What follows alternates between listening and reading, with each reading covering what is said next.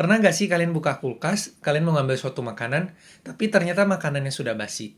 Sebenarnya, apa yang menyebabkan suatu makanan menjadi basi, dan bagaimana cara menjaga kesegaran dari suatu makanan?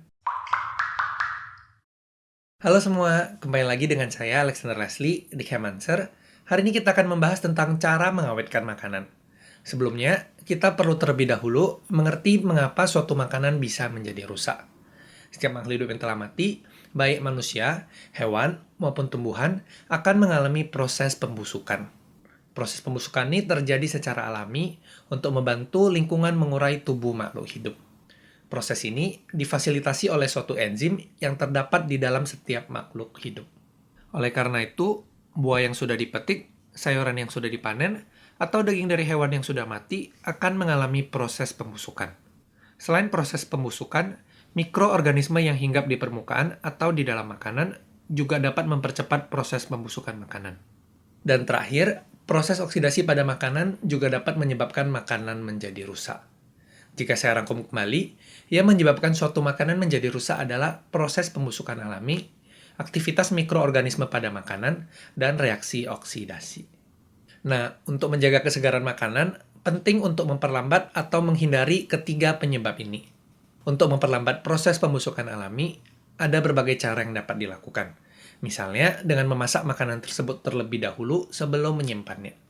Pada suhu tinggi, enzim yang menyebabkan proses pembusukan menjadi rusak dan tidak dapat bekerja lagi.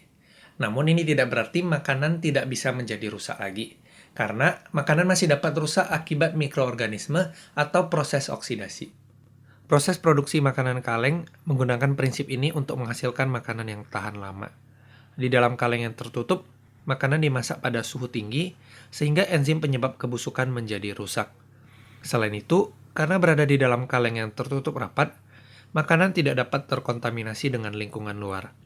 Oleh karena itu, makanan kaleng awet hingga beberapa tahun. Selain itu, enzim ini hanya dapat bekerja optimal pada suhu ruang dan pada kondisi yang tidak terlalu asam maupun basah. Oleh karena itu, proses pembusukan dapat diperlambat dengan menyimpan makanan di dalam freezer atau kulkas, atau dengan proses pengasaman makanan, misalnya dengan proses fermentasi. Sedangkan untuk mencegah kerusakan makanan akibat mikroorganisme, dapat dilakukan dengan yang pertama, menghindari kontak makanan dengan mikroorganisme. Atau yang kedua, memperlambat proses replikasi mikroorganisme tersebut. Mikroorganisme dapat masuk ke dalam makanan melalui udara dan air. Selain itu, seperti makhluk hidup lainnya, mikroorganisme juga memerlukan air dan udara untuk bernafas agar bertahan hidup. Oleh karena itu, makanan yang disimpan di dalam wadah yang tertutup rapat atau plastik yang telah divakum lebih tahan lama.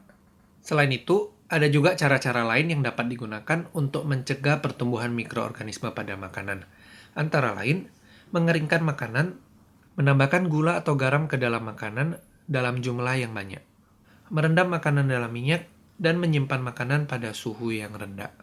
Proses pengeringan makanan menurunkan kadar air dalam makanan secara signifikan, sehingga mikroorganisme tidak dapat bertahan hidup dalam makanan. Proses pengasinan dan pemanisan berfungsi untuk menyerap air dari makanan dan mikroorganisme, sehingga membunuh mikroorganisme tersebut. Sedangkan makanan yang direndam di dalam minyak tidak dapat bersentuhan dengan air yang ada di udara. Karena seperti yang kita ketahui, air dan minyak tidak dapat bersatu. Dan terakhir, pada suhu rendah, laju replikasi mikroorganisme sangatlah rendah, sehingga proses pembusukan makanan akibat mikroorganisme terhambat. Penyebab terakhir adalah proses oksidasi.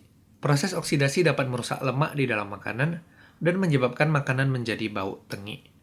Agar proses oksidasi dapat terjadi, diperlukan oksidan dan sumber energi. Dalam kasus makanan, oksidan yang paling umum adalah oksigen, sehingga penting untuk menghindari keberadaan oksigen dalam makanan. Biasanya dilakukan dengan menggunakan wadah yang kedap udara, proses vakum, atau memberikan gas nitrogen dalam kemasan makanan. Sedangkan sumber energi yang umum membantu proses oksidasi pada makanan adalah sinar matahari.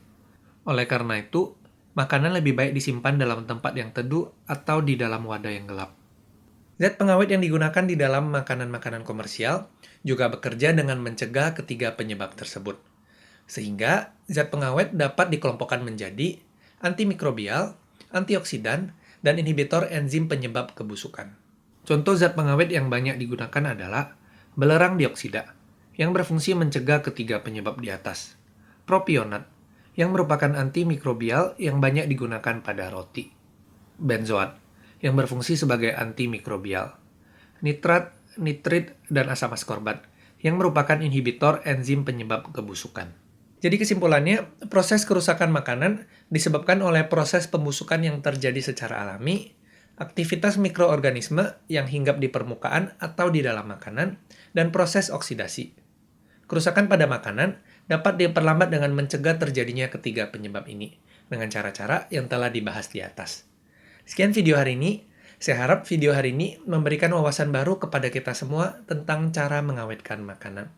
Share video ini juga kepada teman-teman kalian yang memerlukan informasi ini. Like video ini jika kalian suka, dan klik subscribe button di bawah untuk mendukung channel ini. And see you on the next video.